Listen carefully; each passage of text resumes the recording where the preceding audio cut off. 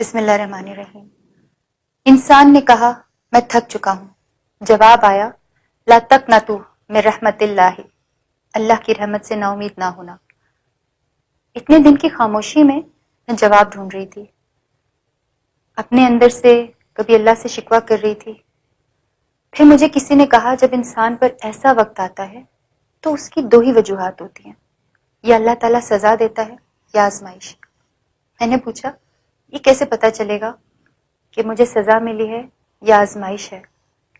تو انہوں نے کہا کہ اگر اس وقت کے گزرنے کے بعد میں گناہوں کی دلدل میں دھنس گئی تو یہ سزا ملی ہے، اگر میں نے اللہ تعالیٰ سے رابطہ کر لیا، اللہ کے راستے پہ چل پڑی تو یہ میری آزمائش تھی۔ جو کچھ میں نے بنایا وہ تنہائی میں بنایا، وہ میرے اور میرے اللہ کے درمیان کی بات ہے، میں اللہ کی مجرم ہوں، اور وہ دلوں کے حال جانتا ہے، وہ میرے آنسوؤں کو سمجھتا ہے۔ اللہ تعالیٰ تو کہتا ہے ان اللہ لا یغفر ان یشرک بہ ویغفر ما دون ذلک لمن یشاء ومن یشرک باللہ فقد افتری اثما عظیما۔ بے شک اللہ اس بات کو معاف نہیں کرتا کہ اس کے ساتھ کسی کو شریک ٹھہرایا جائے، اور اس سے کم تر ہر بات کو جس کے لیے وہ چاہتا ہے معاف کر دے۔ پھر اللہ تعالیٰ ایک اور جگہ کہتا ہے قل یا عبادی الذین اسرفوا علی انفسہم لا تقنطوا من رحمت اللہ ان اللہ یغفر الذنوب جميعا انہ هو الغفور الرحیم۔ کہہ دو اے میرے وہ بندوں جنہوں نے اپنی جانوں پر زیادتی کر رکھی ہے، اللہ کی رحمت سے مایوس مت ہو، یقین جانو اللہ سارے گناہ معاف کر دیتا ہے، یقیناً وہ بہت بخشنے والا اور مہربان ہے۔ جب میرا یہ ڈیٹا لیک ہوا تو ایک دم سے پوری دنیا میں وائرل ہوا، تو بہت سارے لوگ میرے پاس کام لے کر آنا شروع ہو گئے، ٹی وی کمرشلز، فلمیں، ٹی وی پروگرامز، کانسرٹس۔ جیسا میں ہمیشہ کہتی ہوں کہ نیگیٹو وائرل چیزوں پر انفارچونیٹلی ہمارا رد عمل ہوتا ہے۔ بہت ساری خواتین نے مجھے سپورٹ آفر کی، پروٹیسٹ کریں گے آپ کے لیے، کوئی آپ کو کچھ نہیں کہہ سکے گا۔ جن کا جو تھا می ٹو، میرا جسم میری مرضی، لیکن نہیں، میرا جسم میرے اللہ کی مرضی۔ میں نے اللہ کی نافرمانی کی ہے، چاہے تنہائی میں کیوں نہ ہو۔ اللہ تعالیٰ نے مجھے دکھا دیا۔ ایک میری چاہت تھی شوبز میں رہنا، ایک اللہ کی چاہت تھی اپنی راہ پہ لگانا۔ کتنے مسلمانوں نے میرے لیے بڑی باتیں کی، سستی شہرت کے لیے خود کیا ہوگا، کسی نے کہا دیکھ کے ڈیلیٹ کر دوں گا، کچھ لوگوں نے بولا مودی کے خلاف بولنے کی سزا دی، کچھ نے بولا جو عمران خان کے خلاف نظم پڑی تھی اس کے لیے سزا ملی، کچھ نے بولا آرمی نے کچھ کیا، کچھ نے بولا اس کو اسائلم چاہیے۔ بالکل ٹھیک ہے، میری جگہ کوئی اور ہوتا وہ آپ جیسے مسلمانوں سے اسائلم لے کے چلا جاتا اور بڑے آرام سے اپنی زندگی شروع کر دیتا۔ میں آپ لوگوں سے بھاگ سکتی ہوں، اللہ تعالیٰ سے کہاں بھاگوں گی؟ کچھ لوگوں نے اتنا تک کہہ دیا کہ رابی نے خودکشی کر لیا۔ اس وقت مجھے احساس ہوا کہ کسی لڑکی کی کوئی بات معاشرے میں آ جائے تو آپ کیسے خود اسے گناہوں میں گھسیٹتے ہیں۔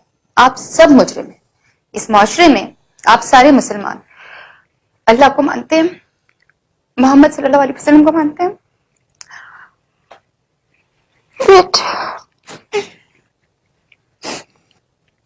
آپ مسلمان اس معاشرے میں اللہ کو مانتے ہیں، اللہ کے رسول صلی اللہ علیہ وسلم کو مانتے ہیں، قرآن پاک کو مانتے ہیں، لیکن آپ ایسے لوگ ہیں جو اللہ کی نہیں مانتے، ہمارے رسول صلی اللہ علیہ وسلم کی نہیں مانتے، قرآن پاک کی نہیں مانتے۔ آپ لوگ کہتے ہیں 900 چوہے کھا کے بلی حج کو چلی، مجھے لگتا ہے کہ یہ محاورہ شرک ہے۔ پہلی بات بلیاں حج کو نہیں جاتی، دوسری بات وہ 900 چوہے کھائے یا اس نے جتنے مرضی گناہ کیے ہوں، کیا آپ اللہ تعالیٰ کی جگہ پر اس کو جواب دے رہے ہیں کہ آپ حج نہیں کر سکتے، آپ اس کو روک رہے ہیں؟ آپ کو پتا آپ ان باتوں کی وجہ سے کتنے لوگ جو نیکی کی طرف جانا چاہتے نہیں جا سکتے۔ جن مسلمانوں نے میری چیزیں شیئر کی، ان کو پھیلایا، ان کو سائبر کرائم والے بھی پکڑ رہے ہیں، 2 لوگوں کو تو پکڑ لیا، FIA والے بھی انہیں ڈھونڈ رہے ہیں، ان کو اس دنیا میں تو سزا ملے گی انشاءاللہ، لیکن اللہ تعالیٰ کی پکڑ جو ہے نا وہ بہت بڑی ہے انشاءاللہ۔ اللہ کے نزدیک وہ بہت بڑے گناہ گار ہیں اور انہیں بہت سزا ملے گی انشاءاللہ۔ میں دعا کرتی ہوں کہ ایسے لوگوں کو سزا ملے۔ نام کیا ہے؟ عبداللہ، عبد الرحمان، باتیں سنیں۔ وہیں پہ مجھے بہت ایسے لوگ ملے جنہوں نے بغیر کسی لالچ کے بغیر کسی مقصد کے میری بہت مدد کی، اتنی مدد کی کہ مجھے ایسا لگتا تھا کہ جیسے واقعی اللہ تعالیٰ نے فرشتے بھیجے۔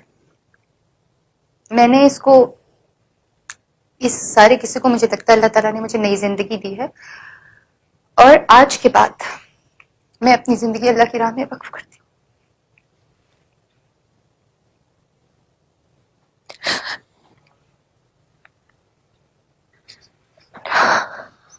I'm sorry۔ آج کے بعد میں چھوٹی سی بات کروں گی تو اپنے اللہ اور اس کے رسول صلی اللہ علیہ وسلم کے احکامات کے مطابق کروں گی۔ آج کے بعد میں چھوٹی سی بات کروں گی تو اپنے اللہ اور اس کے رسول صلی اللہ علیہ وسلم کے احکامات کے مطابق کروں گی۔ اگر تصویر بناؤں گی تو اس جگہ کی بناؤں گی جہاں پہ مجھے آج تک سمجھ نہیں آئی کہ لوگ کیوں جاتے تھے، بہت دل کر رہا ہے کہ وہیں پہ زندگی گزار دوں۔ اگر گاؤں گی تو صرف اپنے رب کی حمد و ثنا اور اپنے نبی صلی اللہ علیہ وسلم کی نعت یا صوفیانہ کلام۔ آج کے بعد میری زندگی کا مقصد ہے میری عاقبت۔ میرے لیے دعا کریں، میرے لیے بہت آسان ہے شوبز میں جا کے پہلے سے زیادہ گمراہ ہو جاؤں، لائم لائٹ میں چلی جاؤں، لیکن اب مجھے اپنی قبر کے اندھیروں سے ڈر لگتا ہے۔ اور بہت دفعہ ایسی ایگزامپلس لوگوں نے سیٹ کی آپ کے سامنے، میرے سامنے، بہت مسلمان ہوئے شوبز کے لوگ واپس پلٹ گئے، جو مجھے لگتا ہے کہ غلط مثالیں تھیں۔